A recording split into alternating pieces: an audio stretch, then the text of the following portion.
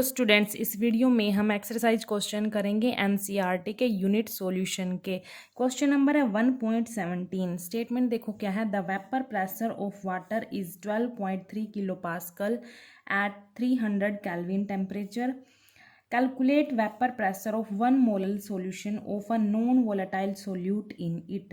देखो यहाँ पर जो हमें प्योर वाटर है उसका वेपर प्रेशर गिवन है 12.3 किलो पास्कल है एट 300 केल्विन पर। ठीक है, तो यहाँ पर हमने क्या करना है, जो 1 मोलल सॉल्यूशन है हमारे पास उसमें कौन सा सोल्यूट प्रेजेंट है, नॉन वोलेटाइल सोल्यूट प्रेजेंट है। तो उस सॉल्यूशन का हमने वेपर प्रेशर यहाँ पर निकालना है। ठीक है, सॉल्यूशन में जो सॉल्वेंट है हमारे पास वो क्या है, वाटर है, और उसका वेपर प्रेशर तो हमें गिवन है यहाँ पर। ठीक है, तो यहाँ पर हमने 1 मोलल सॉल्यूशन का वेपर प्रेशर निकालना है। जो गिवन है हमारे पास वो लिख लेते हैं हम। क्या है हमारे पास given, vapour pressure of water given है। पहले हम क्या करेंगे, जो हमारे पास वाटर है उसको हम बोलेंगे कंपोनेंट। जो वाटर क्या है हमारे पास, सोलवेंट है। ठीक है, कंपोनेंट ए बोलेंगे, कंपोनेंट ए। ठीक है, और जो नॉन वोलेटाइल सोल्यूट है, नॉन वोलेटाइल सोल्यूट, उसको हम बोलेंगे कंपोनेंट बी। ठीक है, अब देखो हमारे पास जो वेपर प्रेशर है प्योर वाटर का वो हमारे पास क्या है, पी नोट से हम प्योर को डिनोट करते हैं यहाँ पर। और ये कौन सा कंपोनेंट है, ए कंपोनेंट लेट कर रखा है। तो पी नोट ए क्या है हमारे पास 12.3 किलो पास्कल, ये गिवन है। ठीक है, अब देखो यहाँ पर जो ये 1 मोलल सॉल्यूशन है इसका मीनिंग भी हम निकाल लेते हैं। 1 मोलल का मतलब क्या होता है, 1 molal means 1 mole of solute present in 1000 gram of solvent। ये होता है 1 मोलल। 1 मोलल मीन्स क्या होता है, 1 mole of solute present in 1000 gram of solvent. तो ये हमें क्वेश्चन में गिवन था। तो यहाँ से 1 मोल ऑफ सोल्यूट मतलब यहाँ से हमें जो हमारे पास सॉल्यूशन में नॉन वोलेटाइल सोल्यूट प्रेजेंट था उसके हमें मोल मिल गए।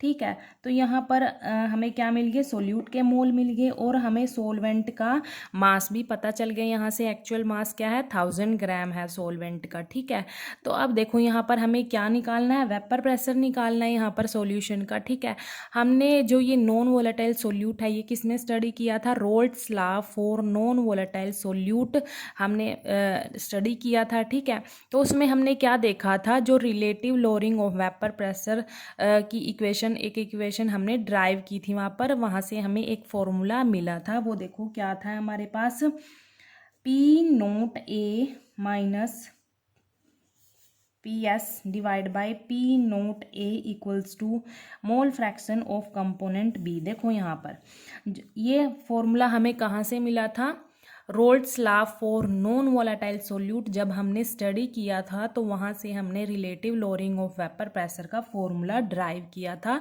जो कि ये वाला है। ठीक है, ये वाला फॉर्मूला हम यूज़ करेंगे यहाँ पर। ठीक है, जिसमें पी नोट ए क्या है, वेपर प्रेशर है कंपोनेंट ए का इन प्योर स्टेट। कंपोनेंट ए कौन सा है, वाटर है। ठीक है, माइनस क्या करेंगे, वेपर प्रेशर ऑफ सॉल्यूशन है, डिवाइड में vapour pressure of component A का इन प्योर स्टेट, वो किसके इक्वल होगा, mole fraction of component B के इक्वल होगा।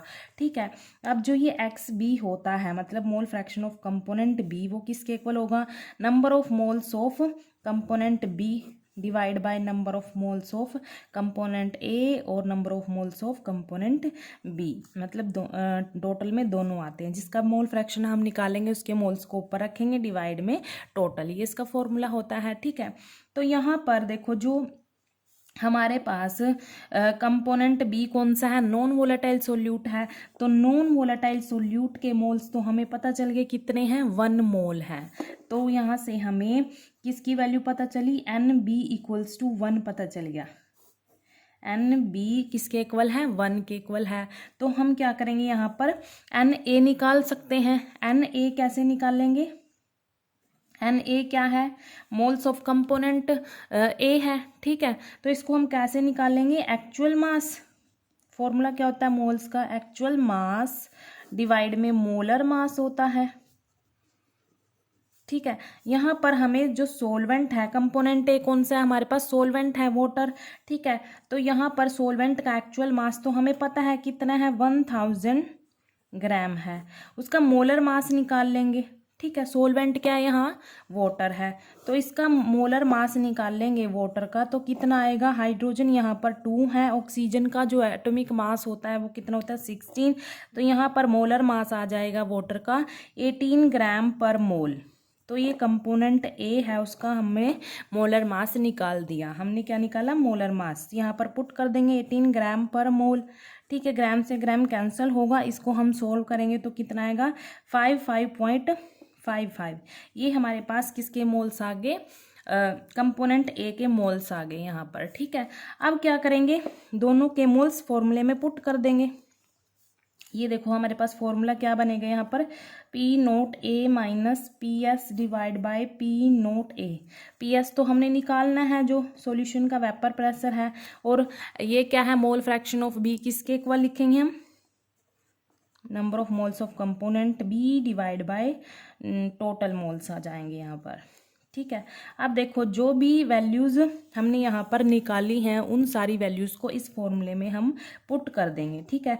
पी नोट ए की वैल्यू क्या है हमारे पास, 12.3 किलो पास्कल है, यहाँ पर पुट कर देंगे 12.3 किलो पास्कल, माइनस क्या आएगा, वेपर प्रेशर ऑफ सॉल्यूशन, यहाँ पर भी पी नोट ए की वैल्यू पुट करेंगे 3 kilo pascal equals to, N B की वैल्यू हमने निकाल ली यहाँ पर, number of moles of component B, तो कितना आया 1 आया यहाँ पर, डिवाइड में टोटल मोल्स आएंगे एन ए और एन बी।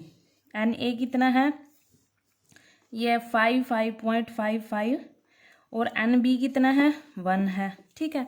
अब क्या करेंगे, इसको सोल्व कर लेंगे हम, इसको सोल्व करेंगे तो हमारे पास क्या आएगा, देखो यहाँ पर 12.3 किलो पास्कल, ये ऐसे ही लिखेंगे अभी, 12.3 किलो पास्कल इक्वल्स टू, इसको हम सोल्व करेंगे तो हमारे पास आएगा 56.55 आ जाएगा, ठीक है।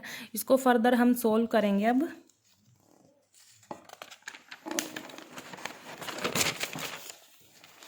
फर्दर सोल्व करेंगे तो हमारे पास आएगा यहाँ पर 12.3 minus vapour pressure of solution, ये हमने निकालना है 12.3, यहाँ पर किलो पास्कल, यहाँ पर क्या था, किलो पास्कल था, यहाँ पर भी क्या था, किलो पास्कल था, ठीक है। इक्वल किसके था, ये वाली वैल्यू 1/56.55 था।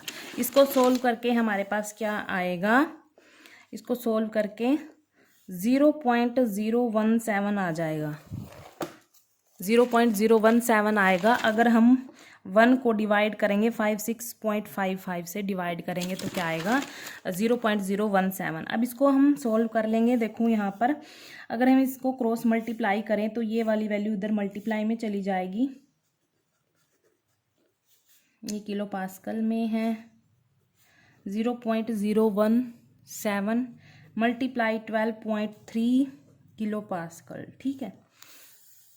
अब देखो इसको हम सोल्व कर लेते हैं, 12.3 minus vapour pressure of solution, ये किलो पास्कल है, इक्वल इसको मल्टीप्लाई करेंगे तो क्या आएगा 0.2091 आ जाएगा। अब देखो ये इधर माइनस में है, मतलब जो ये वेपर प्रेशर हमने निकालना है इसको हम एक तरफ रख लेंगे और इन सारी वैल्यूज़ को हम एक तरफ रख लेंगे, ठीक है।